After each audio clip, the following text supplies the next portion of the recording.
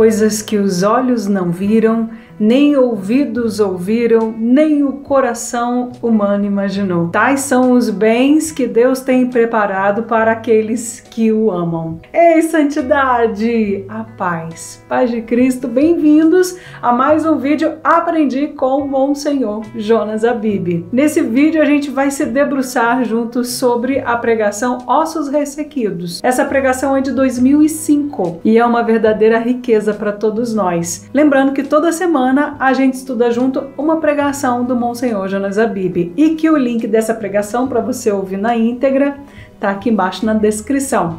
Antes de começar, não esquece, deixa o like, compartilha, deixa seu comentário, porque isso ajuda para que o nosso conteúdo chegue a mais e mais pessoas. Já abre a sua Bíblia aí no profeta Ezequiel, no capítulo 37. É sobre essa passagem que o Monsenhor prega para nós. A mão do Senhor veio sobre mim e me conduziu para fora pelo Espírito do Senhor e me pousou no meio de um vale que estava cheio de ossos.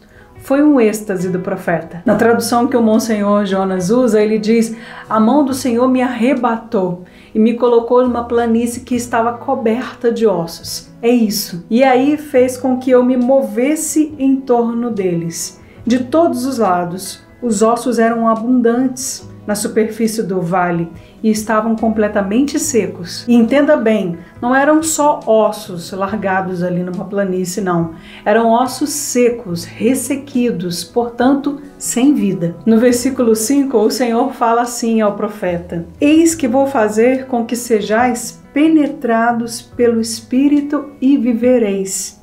Cobrir-vos-ei com tendões, farei com que sejais cobertos de carne e vos revestirei de pele. Porei em vós o meu Espírito e vivereis. Então sabereis que eu sou o Senhor. E meus irmãos, está aqui uma palavra muito importante para nós. Profere, pois, um oráculo sobre esses ossos. Eles não eram mais gente, eles não eram nem corpos, nem cadáveres. Eles eram ossos secos. E Deus está dizendo para Ezequiel pronunciar um oráculo sobre aqueles ossos. Portanto, Deus estava pedindo algo impossível, que ele se arriscasse na fé, pronunciando um oráculo sobre aqueles ossos que não tinham mais nenhuma vida. Aqueles ossos ressequidos que não eram mais nada. Repito, não eram mais gente, eles não eram nem mesmo cadáveres. Eles eram ossos ressequidos, espalhados por sobre aquela planície.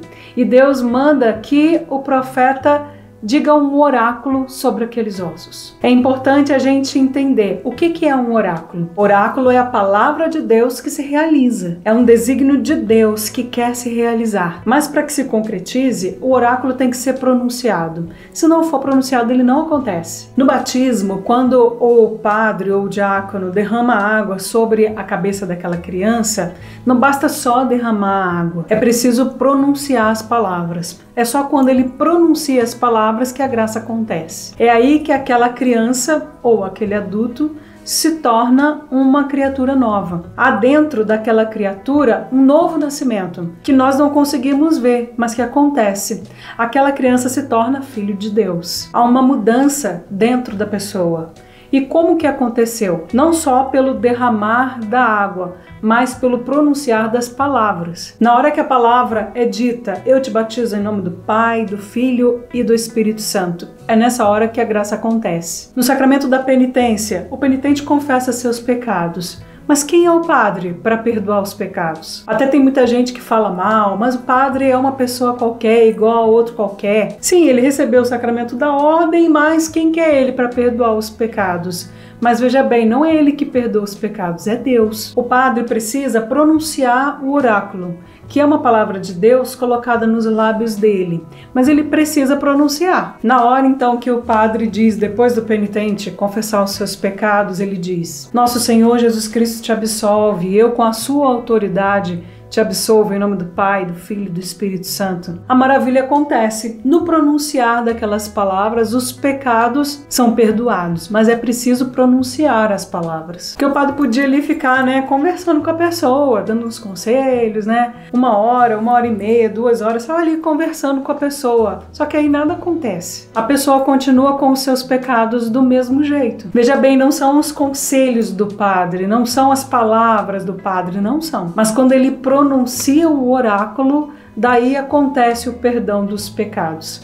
Mais ainda, na Eucaristia, diante da gente estão só o pão e o vinho. Mas quando o padre, invocando o Espírito Santo, impõe as mãos sobre o pão e o vinho e diz as palavras da consagração, portanto, quando ele pronuncia o oráculo, a maravilha acontece. Daí então o que era pão se torna corpo e o que era vinho se torna sangue de Jesus. Corpo, sangue, alma e divindade se tornam presentes ali, naquela aparência de pão e de vinho. Inclusive, aos nossos olhos, continuam sendo pão e vinho, as aparências continuam as mesmas, mas a substância, aquilo que está por baixo, mudou. Como acontece no batismo, a gente não vê.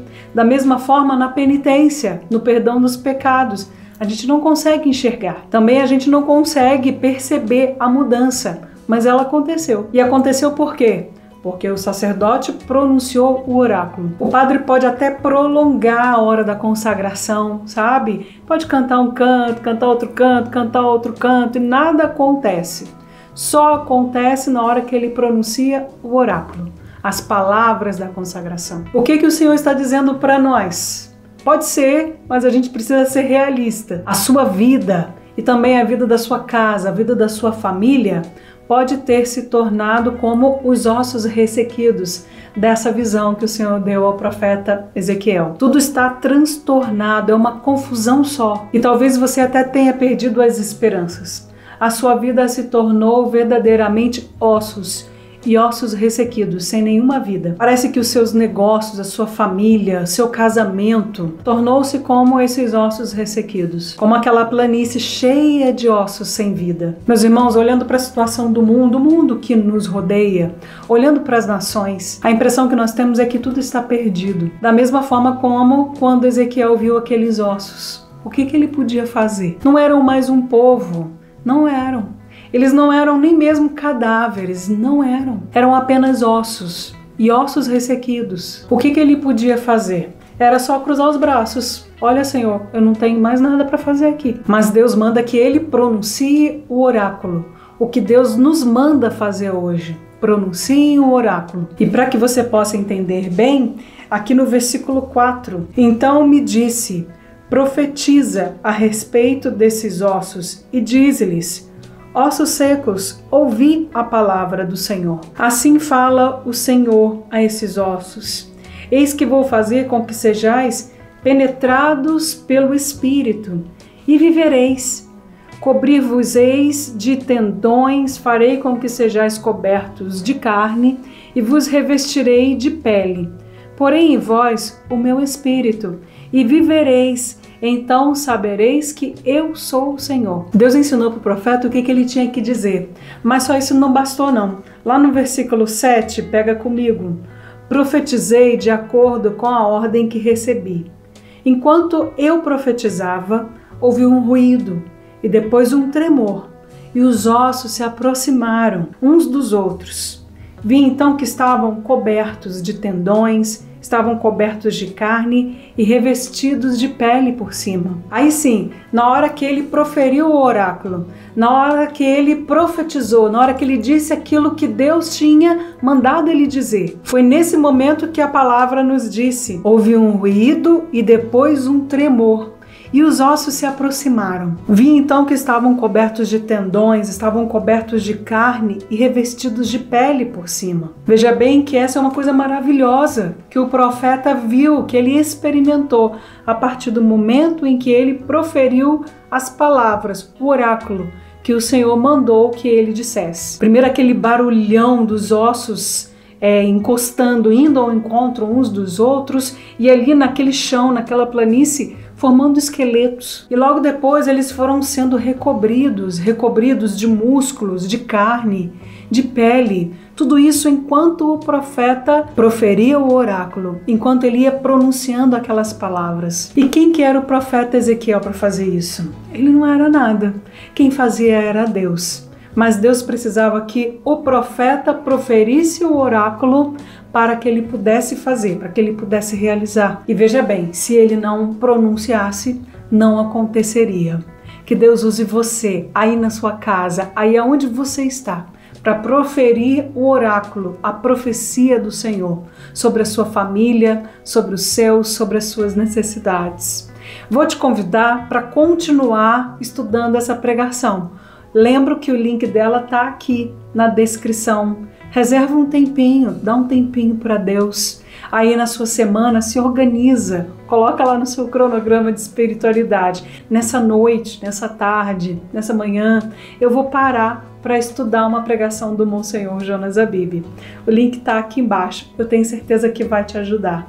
Muito obrigado pelo privilégio da sua companhia e que Deus te abençoe. Estou deixando aqui do lado o link da playlist Aprendi com o Monsenhor Jonas Abib, para você continuar estudando com esse profeta dos nossos tempos. Tchau, tchau!